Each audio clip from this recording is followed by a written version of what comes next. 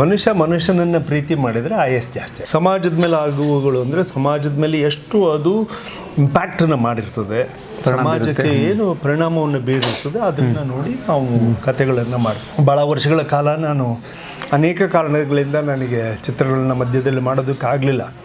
ಅವರು ಈ ಕ್ಯಾರೆಕ್ಟರ್ನ ಕುಮಾರ್ ಬಂಗಾರಪ್ಪನವ್ರು ಮಾಡ್ಬೋದು ಅಂತ ಹೇಳಿಬಿಟ್ಟು ಅವ್ರು ಆಸೆ ಮಾಡಿ ನನ್ನ ಹತ್ರ ಬಂದರು. ಒಬ್ಬ ಅಧಿಕಾರಿ ಒಳ್ಳೆಯವನಿದ್ರೆ ಹೇಗೆ, ಕೆಟ್ಟವನಿದ್ರೆ ಹೇಗೆ, ಕೆಟ್ಟವನಿದ್ರೆ ಎಷ್ಟು ಅನಾಹುತ ಆಗುತ್ತೆ, ಒಳ್ಳೆಯವನಿದ್ರೆ ಅದೇ ಎಷ್ಟು ಸಹಾಯ ಆಗುತ್ತೆ ಅನ್ನೋ ಅರ್ಥದಲ್ಲಿ ಮಾಡಿರ್ತಕ್ಕಂಥ ಸಿನಿಮಾ ಅಂತೇಳಿ ನಾನು ಭಾವಿಸ್ತೀನಿ. ಸೊ ನೋಡಿದ ತಕ್ಷಣ ಇದಕ್ಕೆ ಸರ್ಕಾರ, ನ್ಯಾಯಬೆಲೆ, ಅಂಗಡಿ ಇವೆಲ್ಲವೂ ಕೂಡ ಪದಗಳು ಎಲ್ಲವೂ ಬೇರೆ ಬೇರೆನೆ.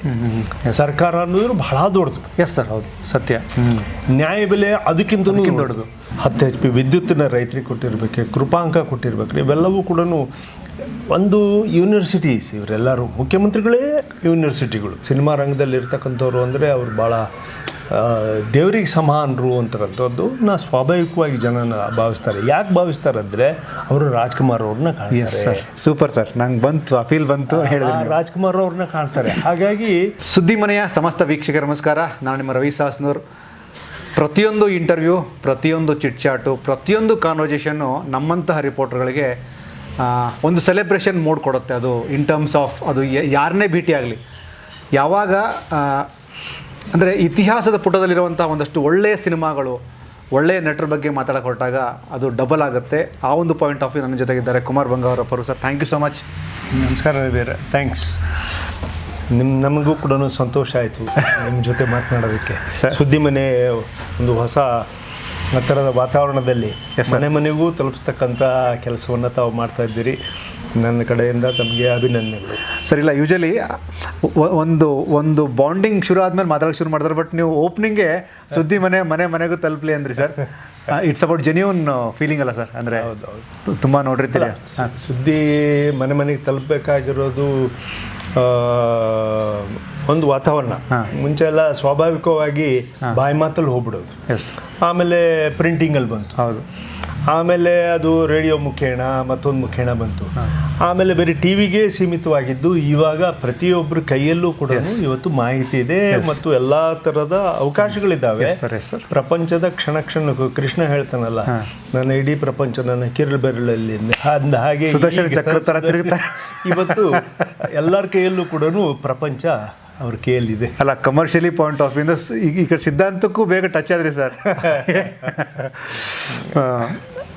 ಸರ್, ಆಲ್ಮೋಸ್ಟ್ 39 ವರ್ಷದ ಹಿಂದೆ ಸರ್ ಬಂದಂಥ ಸಿನಿಮಾ ಶರವೇಗದ ಸರ್ದಾರ. ನಾನು ಆ ಪೋಸ್ಟ್ ನೋಡಿದಾಗೆಲ್ಲ ಆ ಒಂದು ರಗಡ್ ಲುಕ್ಕು, ಆ ಗೆಟಪ್ಸು ನನ್ನ ಕಣ್ಮುಂದೆ ಇವತ್ತಿಗೂ ಬರುತ್ತೆ. ಅಂದರೆ ಅದನ್ನು ಸೆಲೆಬ್ರೇಟ್ ಮಾಡಿದಂತಹ ಕಾಲಘಟ್ಟ ಬೇರೆ. ನಮಗೆ ನೀವು ತುಂಬ ಆಪ್ತವಾಗಿದ್ದು ಹೃದಯ ಸಮುದ್ರ ಕಲಿಕಲ್ಲಿಂದ ಅಶ್ವಮೇಧ. ಬಟ್ ಆಲ್ಮೋಸ್ಟ್ ಸರ್ 40 ವರ್ಷ ಆಗುತ್ತೆ. ಒಂದು ಸೀಕ್ರೆಟ್ ಸರ್, ಯೂಶಲಿ ಹೀರೋಯಿನ್ಸ್ಗಳಿಗೆಲ್ಲ ನಾನು ಕೇಳ್ತಾ ಇರ್ತೀನಿ, ಈವನ್ ರಾಗಿಣಿ ಮೇಡಮ್ ಕೂಡ ಕೇಳಿದೆ, ಏನು ನಿಮ್ಮ ಬ್ಯೂಟಿ ಸೀಕ್ರೆಟ್ ಅಂತ. ಅದನ್ನು ಒಂಚೂರಿ ಚೇಂಜ್ ಮಾಡಬೇಕೀಗ. ಶಿವಣ್ಣನ ಕೇಳಬೇಕು, ನಿಮಗೆ ಕೇಳಬೇಕು. ಹೇಳಿ ಸರ್. ಏನಿಲ್ಲ, ಮನುಷ್ಯನನ್ನು ಪ್ರೀತಿ ಮಾಡಿದರೆ ಆಯಸ್ ಜಾಸ್ತಿ ಆಗುತ್ತೆ. ಹೌದಾ ಸರ್?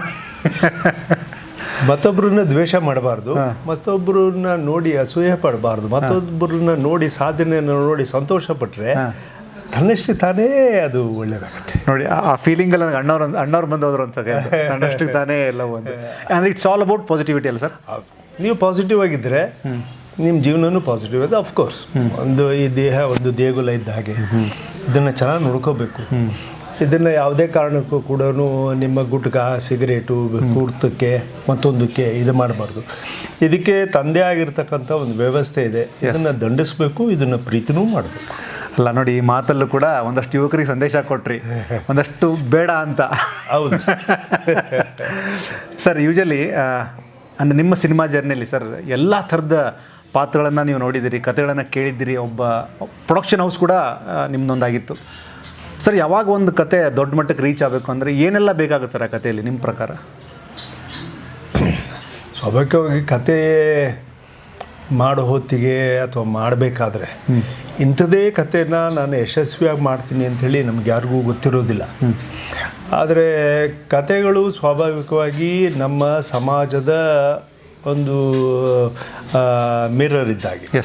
ಅದೊಂದು ಪ್ರತಿಬಿಂಬ. ಅದು ಸಮಾಜದಲ್ಲಿ ಆಗಿರತಕ್ಕಂಥ ಆಗುವುಗಳನ್ನೇ ನಾವು ಮಾಡ್ತೀವಿ.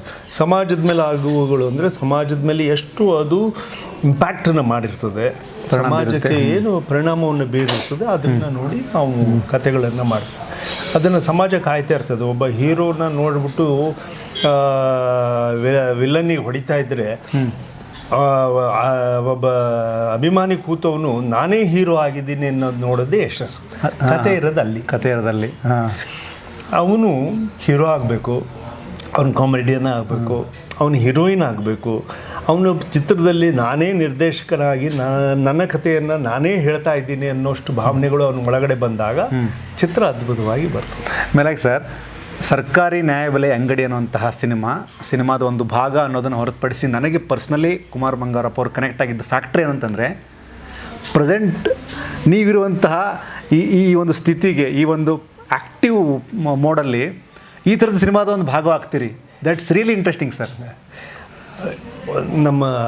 ನಾನು ನಮ್ಮ ನಿರ್ಮಾಪಕರಿಗೆ ತೇಜಮ್ ಅವರಿಗೆ ಮತ್ತು ಪದ್ಮಾವತಿ ಅಮ್ಮರಿಗೆ ನನ್ನ ಕೃತಜ್ಞತೆಗಳು. ಭಾಳ ವರ್ಷಗಳ ಕಾಲ ನಾನು ಅನೇಕ ಕಾರಣಗಳಿಂದ ನನಗೆ ಚಿತ್ರಗಳನ್ನ ಮಧ್ಯದಲ್ಲಿ ಮಾಡೋದಕ್ಕಾಗಲಿಲ್ಲ. ಅವರು ಈ ಕ್ಯಾರೆಕ್ಟರ್ನ ಕುಮಾರ್ ಬಂಗಾರಪ್ಪನವ್ರು ಮಾಡ್ಬೋದು ಅಂತ ಹೇಳಿಬಿಟ್ಟು ಅವರು ಆಸೆ ಮಾಡಿ ನನ್ನ ಹತ್ರ ಬಂದರು. ಮತ್ತು ಕಥೆಯಲ್ಲಿ ಒಂದೇ ಸರಿಗೆ ಇವಾಗಿನ ಕಾಲಘಟ್ಟದಲ್ಲಿ ಒಂದೇ ಸರಿ ನೋಡಿದಾಗ ಭಾಳ ಗ್ಲ್ಯಾಮರು ಅಥವಾ ಭಾಳ ಅದು ಅದ್ಭುತವಾಗಿರ್ತಕ್ಕಂಥ ಒಂದು ಪ್ಯಾಷನ್ ಇದೆ ಸಿನಿಮಾ ಮಾಡೋದ್ರಲ್ಲಿ ಯಂಗ್ಸ್ಟರ್ಸಿಗೆ. ಅದನ್ನು ಮೀರಿಬಿಟ್ಟು ಒಂದು ಸಂದೇಶವನ್ನು ಕೊಡಬೇಕು ಅಂತ ಹೇಳಿ ಚಿತ್ರ ಮಾಡಿರ್ತಕ್ಕಂಥದ್ದು ಬಾಮ ಹರೀಶ್ ಅವರು, ಅವ್ರ ಎಂಟೈರ್ ಫ್ಯಾಮಿಲಿಗೆ ನಾನು ಋಣಿಯಾಗಿದ್ದೇನೆ ಮತ್ತು ನನ್ನ ಕೃತಜ್ಞತೆಗಳನ್ನು ಸಲ್ಲಿಸ್ತೇನೆ ನಮ್ಮನ್ನು ಈ ಪಾತ್ರಕ್ಕೆ ಆಯ್ಕೆ ಮಾಡಿದ್ದಕ್ಕೆ. ಮೇಲಾಗಿ ಸರ್, ಈ ರೇಷನ್ ಅನ್ನೋದೇ ಒಂದು ದೊಡ್ಡ ಅಸ್ತಿತ್ವ, ಅದು ಬದುಕಿನ ಅಸ್ತಿತ್ವ. ಅದು ಬಡವರು ಶ್ರೀಮಂತರು ಅಂತ ಮ್ಯಾಟ್ರೇ ಆಗಲ್ಲ. ಇಲ್ಲಿ ನೀವು ಈ ಪಾತ್ರ ಮಾಡಬೇಕಾದ್ರೆ ಪಕ್ಷಾತೀತವಾಗಿ ವ್ಯಕ್ತಿಯನ್ನು ಬಿಟ್ಟು ಜಾತ್ಯತೀತವಾಗಿ ಮಾಡೋದಂಥ ಒಬ್ಬ ಕಲಾವಿದನ ಪಾತ್ರ ಇದು. ಇದನ್ನು ನೀವು ಹೇಗೆ ಕನೆಕ್ಟ್ ಮಾಡ್ತೀರಾ ಅಂತ? ಇದು ಒಂದು ಕುಟುಂಬದ ಕಥೆ. ಇದು ಅಂದರೆ ಒಂದು ನ್ಯಾಯಬೆಲೆ ಅಂಗಡಿನಲ್ಲಿ ಹೇಗೆ ತನ್ನ ಸಂಸಾರವನ್ನು ಸಾಗಿಸ್ತಾನೆ, ನ್ಯಾಯಬೆಲೆ ಅಂಗಡಿನಲ್ಲಿ ತಾನು ಎಷ್ಟು ಪ್ರಾಮಾಣಿಕತೆಯಿಂದ ಇದ್ದಾನೆ ಮತ್ತು ಏನೋ ಒಂದು ಸ್ವಲ್ಪ ಏರುಪೇರುಗಳು ಆದಾಗ ಹೇಗೆ ನಾವು ಸಂಸಾರದ ಮೇಲೆ ಇದಾಗುತ್ತೆ. ಮತ್ತು ನಾವು ಸರ್ಕಾರದಲ್ಲಿ ಅಲ್ಪ ಸಮಯ ನಾನೆಲ್ಲ ಕೆಲಸ ಮಾಡಿದ್ರಿಂದ, ಮಂತ್ರಿಯಾಗಿ ಮತ್ತು ಶಾಸಕನಾಗಿ ಕೆಲಸ ಮಾಡಿದ್ರಿಂದ ಅಲ್ಲಿ ಸಾಧಕ ಬಾಧಕಗಳನ್ನು ಎರಡನ್ನೂ ನೋಡಿದ್ದೀನಿ. ಹಾಗಾಗಿ ವ್ಯಕ್ತಿ ಒಬ್ಬ ಅಧಿಕಾರಿ ಒಳ್ಳೆಯವನಿದ್ರೆ ಹೇಗೆ, ಕೆಟ್ಟವನಿದ್ರೆ ಹೇಗೆ, ಕೆಟ್ಟವನಿದ್ರೆ ಎಷ್ಟು ಅನಾಹುತ ಆಗುತ್ತೆ, ಒಳ್ಳೆಯವನಿದ್ರೆ ಅದೇ ಎಷ್ಟು ಸಹಾಯ ಆಗುತ್ತೆ ಅನ್ನೋ ಅರ್ಥದಲ್ಲಿ ಮಾಡಿರ್ತಕ್ಕಂಥ ಸಿನಿಮಾ ಅಂತೇಳಿ ನಾನು ಭಾವಿಸ್ತೀನಿ. ಹಾಗಾಗಿ ಸರ್ಕಾರಿ ನ್ಯಾಯಬೆಲೆ ಅಂಗಡಿ ಬರೀ ಇಲ್ಲಿ ಒಂದು ರೇಷನ್ ಕೊಡೋದು ಅಥವಾ ಒಂದು ಬದುಕನ್ನು ಒಂದು ಗಂಜಿ ಕೊಡ್ತಕ್ಕಂಥದ್ದಕ್ಕೆ ಸರ್ಕಾರ ಏನು ಉದ್ದೇಶದಿಂದ ಕೊಡ್ತದೆ ಅಷ್ಟಕ್ಕೆ ಮಾತ್ರ ಸೀಮಿತ ಅಲ್ಲದೆ ತನ್ನ ಇಡೀ ಸುತ್ತಮುತ್ತಲಿನ ವಾತಾವರಣವನ್ನು ಹೇಗೆ ನಡೆಸ್ಕೊಂಡು ಹೋಗುತ್ತೆ ಅನ್ನೋದಕ್ಕೆ ಸರ್ಕಾರಿ ನ್ಯಾಯಬೆಲೆ ಅಂಗಡಿ. ಸೊ ನೋಡಿದ ತಕ್ಷಣ ಇದಕ್ಕೆ ಸರ್ಕಾರ, ನ್ಯಾಯಬೆಲೆ, ಅಂಗಡಿ ಇವೆಲ್ಲವೂ ಕೂಡ ಪದಗಳು ಎಲ್ಲವೂ ಬೇರೆ ಬೇರೆಯೇ. ಸರ್ಕಾರ ಅನ್ನೋದು ಬಹಳ ದೊಡ್ಡದು. ಎಸ್ ಸರ್, ಹೌದು, ಸತ್ಯ. ನ್ಯಾಯಬೆಲೆ ಅದಕ್ಕಿಂತಲೂ ದೊಡ್ಡದು, ಅಂಗಡಿ ಅದಕ್ಕಿಂತ ದೊಡ್ಡದು. ಯಾಕಂದರೆ ಅಂಗಡಿನಲ್ಲೇನೆ ಎಷ್ಟೋ ಜನಗಳ ಜೀವ ಅಲ್ಲಿ ಹಿಡಿದಿದೆ. ನೀವು ಅದನ್ನು ಡಿಫೈನ್ ಮಾಡಿದ ಲೇಯರ್ಸ್ ತುಂಬ ಇಷ್ಟ ಆಯ್ತು ನನಗೆ. ಸರ್ಕಾರ ದೊಡ್ಡದು, ನ್ಯಾಯ ಅದಕ್ಕಿಂತ ದೊಡ್ಡದು.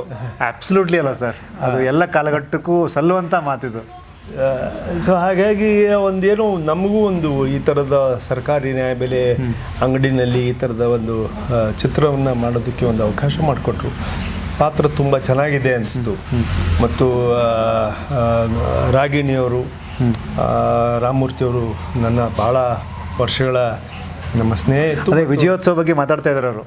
ಅದು ನಿಮ್ಮ ಫಸ್ಟ್ ಸಿನಿಮಾ ಅಲ್ಲ ಸರ್? ಅವರು ಅಸೋಸಿಯೇಟ್ ಡೈರೆಕ್ಟರ್ ಆಗಿದ್ದರು ದೊರೆ ಭಗವಾನ್ ಸರ್ಗೆ. ಅವರಿಗೆ ಅಸೋಸಿಯೇಟ್ ಡೈರೆಕ್ಟ್ರು. ನಾನು ಅವಾಗ ಮೊದಲನೇ ಮೆಟ್ಲಿನಲ್ಲಿ ಕಾಲನ್ನು ಹಿಡಿತಕ್ಕಂಥ, ಅಂಬೆಗಾಲು ಹಿಡಿತಕ್ಕಂಥ ಹುಡುಗ ನಾನು. ಆವಾಗ ಇವರೆಲ್ಲರೂ ನನ್ನ ತಿದ್ದಿ ಹೇಳಿರ್ತಕ್ಕಂಥ ಗುರುಗಳು. ಅವತ್ತು ಕೂಡ ಗುರುಗಳು, ಇವತ್ತಿಗೂ ಗುರುಗಳೇ. ಹಾಗಾಗಿ ಇವತ್ತು ನಾವೆಲ್ಲರೂ ಮತ್ತೊಂದು ಸರಿ ಸೇರಿರ್ತಕ್ಕಂಥದ್ದು ನಮ್ಮ ಸೌಭಾಗ್ಯ ಅನಿಸುತ್ತೆ. ಮೇಲಾಗಿ ಸರ್, ಈ ಬ್ರ್ಯಾಂಡ್ ಕ್ಯಾರಿ ಮಾಡೋದು ಗೊತ್ತಾ ಸರ್? ಫಾರ್ ಎಕ್ಸಾಂಪಲ್ ಬಂಗಾರಪ್ಪ ಸಾಹೇಬ್ರು ನಾನು ತುಂಬ ಭಕ್ತಿಯಿಂದ ನೆನೆಸ್ಕೋತೀನಿ. ಯಾಕಂದರೆ ನಾನು ತುಂಬ ಚಿಕ್ಕವನಿದ್ದೆ, ನಾನು ಅವ್ರನ್ನ ನೋಡಿದ್ದೆ. ಮುದ್ದೇಬಿಹಾಳಲ್ಲಿ ಒಂದು ಫಂಕ್ಷನ್ ನೋಡಿದ್ದೆ ನಾನು. ಈ ಬ್ರ್ಯಾಂಡ್ ಕ್ಯಾರಿ ಮಾಡೋದು ಎಷ್ಟು ದೊಡ್ಡ ವೇಟಾಗಿ ಕನ್ವರ್ಟ್ ಆಗುತ್ತೆ ಸರ್? ಅಂದರೆ ನಿಮಗಾಗಲಿ ಅಥವಾ ನಿಮ್ಮ ಸಹೋದರ, ಅಂದರೆ ಯಾರಿಗೇ ಆಗಲಿ. ಬಂಗಾರಪ್ಪ ಅನ್ನೋದು ಒಬ್ಬ ರೈತನ ಮಗ, ಮುಖ್ಯಮಂತ್ರಿವರೆಗೂ ಮಾಡಿರ್ತಕ್ಕಂಥದ್ದು ಜನ. ಆಮೇಲೆ ರೆಬೆಲ್ ಡಿಸಿಷನ್ ಸರ್. ನನಗೆ ಆ ಟೈಮಲ್ಲಿ ಇದ್ದಂಥ ಒಂದಷ್ಟು ಸೀನಿಯರ್ಸ್ ಇವತ್ತು ಹೇಳ್ತಾರೆ, he was taken a rebel decisions ಅಂತ. ಹೌದು, ಕಾವೇರಿ ಸುಗ್ರೀವಾಜ್ಞೆ ಮಾಡಿರ್ಬೇಕಾರೆ ಅಥವಾ ಅಕ್ಷಯ ಆರಾಧನಾ ವಿಶ್ವ ಮಾಡಿರ್ಬೇಕಾರೆ 10 HP ವಿದ್ಯುತ್ತನ್ನ ರೈತರಿಗೆ ಕೊಟ್ಟಿರ್ಬೇಕು, ಕೃಪಾಂಕ ಕೊಟ್ಟಿರ್ಬೇಕಾರೆ, ಇವೆಲ್ಲವೂ ಕೂಡ ಒಂದು ಯೂನಿವರ್ಸಿಟೀಸ್. ಇವರೆಲ್ಲರೂ ಮುಖ್ಯಮಂತ್ರಿಗಳೇ ಯೂನಿವರ್ಸಿಟಿಗಳು. ಅವರು ಆ ಯೂನಿವರ್ಸಿಟಿ ಕಟ್ಟೋದಕ್ಕೆ ಹೇಗೆ ಎಷ್ಟೆಷ್ಟು ಜನ ಸಹಕಾರ ಕೊಟ್ಟಿರ್ತಾರೋ ಹಾಗೆ ಒಬ್ಬೊಬ್ಬರು ವ್ಯಕ್ತಿನ ಮುಖ್ಯಮಂತ್ರಿ ಮಾಡೋದಕ್ಕೆ ಅಥವಾ ನಾಯಕರನ್ನು ಮಾಡೋದಕ್ಕೆ ಎಷ್ಟೋ ಜನ ಅದಕ್ಕೆ ಇದಾಗಿರ್ತಾರೆ. ಈ ಹೆಸರಿಗೆ ಮಕ್ಕಳಾಗಿ ನಾವು ಅವರಿಗೆ ಹುಟ್ಟಿದ್ದೀವಿ ಅನ್ನೋದಕ್ಕೆ ಮಾತ್ರ ಸೀಮಿತ ಇಟ್ಕೋಬೇಕೆ ಹೊರತು ಮುಖ್ಯಮಂತ್ರಿಯಾಗಿ ಬಂಗಾರಪ್ಪರು ಅದು ನನ್ನ ಹಕ್ಕು ಅಥವಾ ನಮ್ಮನೇದು ಅಂತ ಹೇಳತಕ್ಕಂಥ ಹಕ್ಕು ನಮಗೆ ಬರೋದಿಲ್ಲ. ಪರ್ಸ್ನಲಿ ಅದನ್ನು ಕನ್ಸಿಡರ್ ಮಾಡೋಗಿಲ್ಲ, ಮಾಡಬಾರ್ದು. ಯಾಕಂದರೆ ಅದು ಸಾರ್ವಜನಿಕರ ಆಸ್ತಿ, ಸಾರ್ವಜನಿಕರು ಮಾಡಿದ್ದು, ಸಾರ್ವಜನಿಕರಿಗೆ ಕಾರ್ಯಕ್ರಮ ಕೊಟ್ಟಿದ್ದಾರೆ, ಸಾರ್ವಜನಿಕರಿಗೆ ನ್ಯಾಯ ಕೊಟ್ಟಿದ್ದಾರೆ. ಹಾಗಾಗಿ ಮುಖ್ಯಮಂತ್ರಿ ಬಹಳ ದೊಡ್ಡದು. ಆ ಹೆಸರಿಗೆ ಮುಖ್ಯಮಂತ್ರಿ ಸ್ಥಾನಕ್ಕೆ ನಮ್ಮ ಅಪ್ಪವ್ರನ್ನ ತಗೊಂಡೋಗಿ ಇಟ್ಟಿದ್ದಾರೆ ಅಂದರೆ ಜನ ಇಟ್ಟಿರೋದು. ಅದು ಒಂದು ಪುಣ್ಯ. ನಮ್ಮ ಮನೆಗೆ ಬಂಗಾರಪ್ಪನವರು ಸಾಧಿಸಿ ಬಂದಿದ್ದಾರೆ. ಅದಕ್ಕೆ ನಾವು ಉಳಿಸ್ಕೊಂಡು ಹೋಗಬೇಕು. ಯಾವುದೇ ರೀತಿಯಾಗಿ ಅದಕ್ಕೆ ಕಳಂಕ ತರದೇ ಇರತಕ್ಕಂಥ ರೀತಿಯಲ್ಲಿ ನಾವು ಬದುಕಬೇಕು ಅನ್ನೋದು ಮಾತ್ರ ಇಟ್ಕೋಬೇಕು. ಆಮೇಲೆ ಸರ್, ಈಗ ನೀವು ಒಂದು ಪದ ಬಳಸಿದ್ರಿ, ಈ ಮುಖ್ಯಮಂತ್ರಿಗಳು ಅನ್ನೋದೇ ಒಂದು ಯೂನಿವರ್ಸಿಟಿ ಅಂತಂದ್ರಿ. ಅದು ಎಲ್ರಿಗೂ ಅಂತಂದ್ರಿ, ಅದು ತುಂಬ ಕೃತಜ್ಞತಾ ಭಾವ ಅಂತ ನನಗೆ ಕಾಣಿಸ್ತದೆ. ಅಂದರೆ ಅದು ನಾಟ್ ಓನ್ಲಿ ಅಪ್ಪಾಜಿ ಮಾತ್ರ ಅಲ್ಲ, ಎಲ್ಲ ಮುಖ್ಯಮಂತ್ರಿಗಳು ಒಂದೊಂದು ಯೂನಿವರ್ಸಿಟಿ ಇದ್ದಂಗೆ. ಹೌದು, ಸತ್ಯ. ಯಾಕಂದರೆ ಯಾರೇ ಒಬ್ಬ ಜನಪ್ರತಿನಿಧಿ ಇಲ್ಲಿವರೆಗೂ ಆಗಿರ್ತಕ್ಕಂಥವ್ರು ಯಾರೂ ಕೂಡ ಅಲ್ಲಿ ದೊಡ್ಡ ಟಾಟಾ ಬಿರ್ಲಾ ಅವರು ಯಾರೂ ಮುಖ್ಯಮಂತ್ರಿಗಳಾಗಲಿಲ್ಲ. ಅವರೆಲ್ಲರೂ ದೇಶ ಕಟ್ಟಿದ್ದಾರೆ, ಚೆನ್ನಾಗಿ ಮಾಡಿದ್ದಾರೆ, ದೇಶವನ್ನೇ ಚೆನ್ನಾಗಿ ಮಾಡಿದ್ದಾರೆ. ನಾನಿಲ್ಲ ಅಂತ ಹೇಳೋದಿಲ್ಲ. ಆದರೆ ಜನಪ್ರತಿನಿಧಿಯಾಗಿ ನಾಯಕರನ್ನಾಗಿ ಮಾಡಿ ಅಂಥ ನಾಯಕರುಗಳ ಜೊತೆ ಅಂಥ ದೇಶ ಮುನ್ನಡೆಸ್ತಕ್ಕಂಥ ಒಬ್ಬ ಧೀಮಂತರು ಟಾಟಾ ಬಿರ್ಲಾ ಅವ್ರ ಜೊತೆಗೆ ಇವ್ರುಗಳು ಸೇರೋದಿದೆಯಲ್ಲ, ರೈತನ ಮಕ್ಕಳು ಸೇರೋದು, ಹಾಲು ಮಾರೋನ ಮಕ್ಕಳು ಸೇರೋದು, ಬಡವನ ಮಕ್ಕಳು ಸೇರೋದು. ಈ ಬಡವನ ಮಕ್ಕಳ ಈ ಪ್ರಜಾಪ್ರಭುತ್ವದ ಬ್ಯೂಟಿನೇ ಅದು ಅಲ್ಲ ಸರ್, ಡೆಮೋಕ್ರಸಿ. ಹಾಗಾಗಿ ಇದರಲ್ಲಿ ಭಾಳಷ್ಟು ಸಂತೋಷ ಪಡ್ತಕ್ಕಂಥದ್ದು ಇದೆ. ಆ ಹೆಸರು ಶಕ್ತಿನೂ ಇದೆ, ಅದರ ಜವಾಬ್ದಾರಿಗಳು ಇದ್ದಾವೆ. ಅದರಲ್ಲಿ ಕೆಲವರು ಭಾಳಷ್ಟು ಜನ ಪರವಾಗಿದ್ದವರು ಇದ್ದಾರೆ, ವಿರುದ್ಧವಾಗಿದ್ದವರು ಇದ್ದಾರೆ. ಹಾಗಾಗಿ ಪರವಾಗಿದ್ದವ್ರನ್ನ ನಾವು ಯಾವಾಗಲೂ ಋಣಿಯಾಗಿರಬೇಕು. ವಿರುದ್ಧವಾಗಿದ್ದವ್ರನ್ನ ಅವರು ನಮ್ಮ ಅಪ್ಪ ಅವರಿಗೆ ತಿದ್ದುಕೊಂಡು ಹೋಗೋದಕ್ಕೆ ಹೇಳ್ತಕ್ಕಂಥ ಮಾಡಿದ್ರು ಅಂತ ಹೇಳಿ ನಾನು ಭಾವಿಸ್ತೀನಿ. ಹಾಗಾಗಿ ತಂದೆಯವರು ಅದನ್ನು ಪಾಸಿಟಿವ್ ಆಗಿ ತಗೊಂಡಿದ್ರು. ನಾವು ಅದನ್ನು ಮಾರ್ಗದರ್ಶನ ಆಗಿ ತಗೊಂಡು ಹೋಗೋದು ಭಾಳ ಸೂಕ್ತ ಅಂತೇಳಿ ನಾನು ಭಾವಿಸ್ತೀನಿ. ಸರ್, ಸರ್ಕಾರಿ ನ್ಯಾಯಬೆಲೆ ಅಂಗಡಿ ಅಂದಾಗ ಇಲ್ಲಿ ಮೂರು ಲೇಯರ್ಸನ್ನು ಪುನಃ ನಾನು ನಿಮ್ಮಿಂದ ನಿರೀಕ್ಷೆ ಮಾಡ್ತೀನಿ. ಸರ್ಕಾರ, ನ್ಯಾಯ ಮತ್ತು ಬೆಲೆ. ಇದನ್ನು ರೈತರಿಗಾಗಲಿ ಈ ಕಾರ್ಮಿಕರಿಗಾಗಲಿ ಕನೆಕ್ಟ್ ಮಾಡಿ ಮಾತಾಡೋದಾರೆ ಸರ್, ನಿಮ್ಮ ಪರ್ಸ್ಪೆಕ್ಟಿವ್ ಏನಂತ? ಸರ್ಕಾರಿ ನ್ಯಾಯಬೆಲೆ ಅಂಗಡಿ ಅಂದ ತಕ್ಷಣವೇ ಒಂದು ಗಂಜಿಗೋಸ್ಕರ ಪರದಾಡ್ತಕ್ಕಂಥ ಒಂದು ಜೀವದ ಕತೆ. ಅಲ್ಲಿ ಕ್ಯೂ ಹಚ್ಚಿ ನಿಲ್ತಕ್ಕಂಥದ್ದು. ನಾನೊಂದು ಸರದಿನಲ್ಲಿದ್ದೀನಿ, ಮತ್ತೊಬ್ಬ ಬಡವ ನನ್ನ ಮುಂದೆ ನಿಂತಿದ್ದಾನೆ, ಅವನಿಗೂ ಗಂಜಿ ಬೇಕು, ನನಗೂ ಗಂಜಿ ಬೇಕು. ಇದು ಕೊಟ್ಟಿರ್ತಕ್ಕಂಥದ್ದು ಸರ್ಕಾರ ಅಂದರೆ ಜನ ಕೊಟ್ಟಿರ್ತಕ್ಕಂಥ ಗಂಜಿನಲ್ಲಿ ನಾನು ಬದುಕ್ತಾ ಇದ್ದೀನಿ. ನಾನು ಕೂಡ ಇದಕ್ಕೆ ಋಣಿಯಾಗಿದ್ದೀನಿ.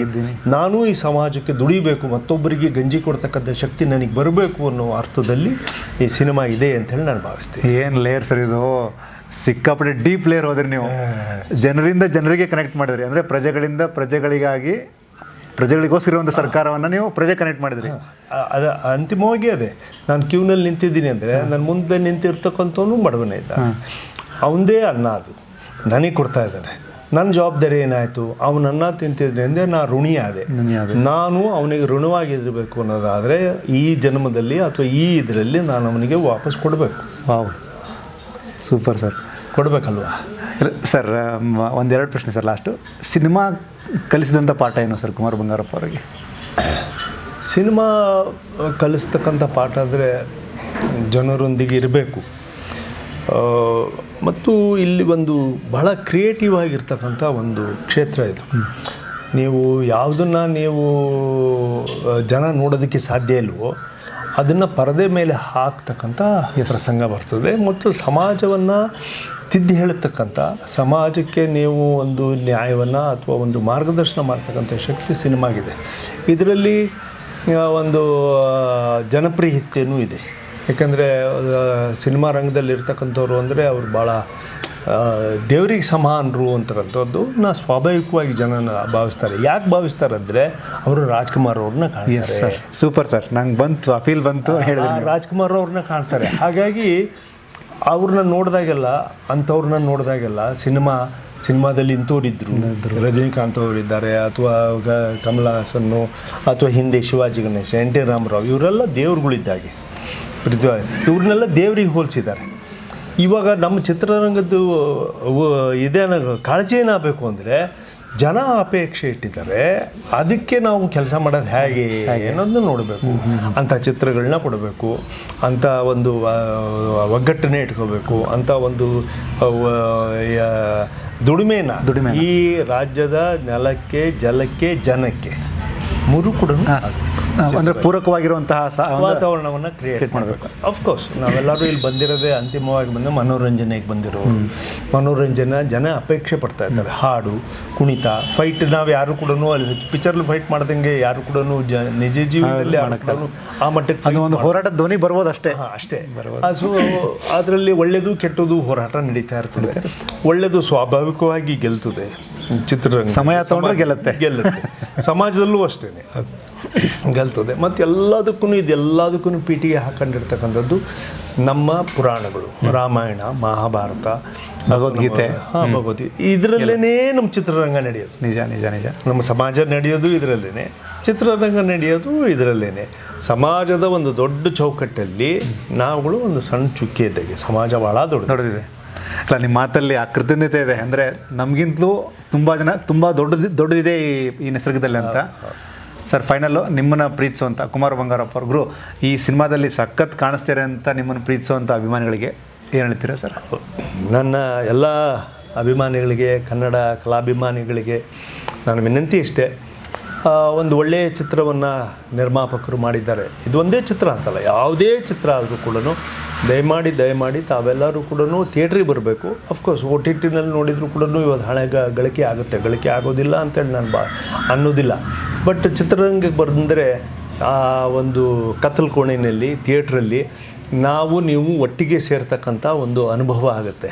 ಹಾಗಾಗಿ ತಾವೆಲ್ಲರೂ ಕೂಡ ಕನ್ನಡ ಚಿತ್ರ ರಸಿಕರು, ಚಿತ್ರ ಅಭಿಮಾನಿಗಳು, ರಾಜ್ಕುಮಾರ್ ಅವರು ಹೇಳಿದಾಗ ಅಭಿಮಾನಿ ದೇವರುಗಳು, ನಿಮ್ಮಿಂದನೇ ನಮಗೆ ಅನ್ನ ಸಿಗೋದು, ನೀವೇ ನಮಗೆ ದೇವರುಗಳು. ಹಾಗಾಗಿ ನೀವು ನಮ್ಮನ್ನು ಸಾಕಿ ಸಲಹೆ ಆಶೀರ್ವಾದ ಮಾಡಬೇಕು ಅಂತೇಳಿ ವಿನಂತಿ ಮಾಡ್ಕೊಳ್ತೀನಿ. ನಮ್ಮ ಸರ್ಕಾರಿ ನ್ಯಾಯಬೆಲೆ ಅಂಗಡಿ ಇದೇ ಜುಲೈ 31ನೇ ತಾರೀಕಿಗೆ ತಮ್ಮ ಮನೆ ಬಾಗಿಲಿಗೆ, ತಮ್ಮ ಊರಿನ ಚಿತ್ರಮಂದಿರಗಳಿಗೆ ಬರ್ತಾ ಇದೆ. ತಾವೆಲ್ಲರೂ ನಮಗೆ ಆಶೀರ್ವಾದ ಮಾಡಬೇಕು. Yes sir, thank you so much. Thanks for giving me the opportunity. ಭಾಳ ಸಂತೋಷ. ಥ್ಯಾಂಕ್ಸ್. ನಿಮಗೂ ನಿಮ್ಮ ಎಲ್ಲ ತಂಡದವರಿಗೂ ಕೂಡ ನನ್ನ ಧನ್ಯವಾದಗಳು. Yes sir, thanks.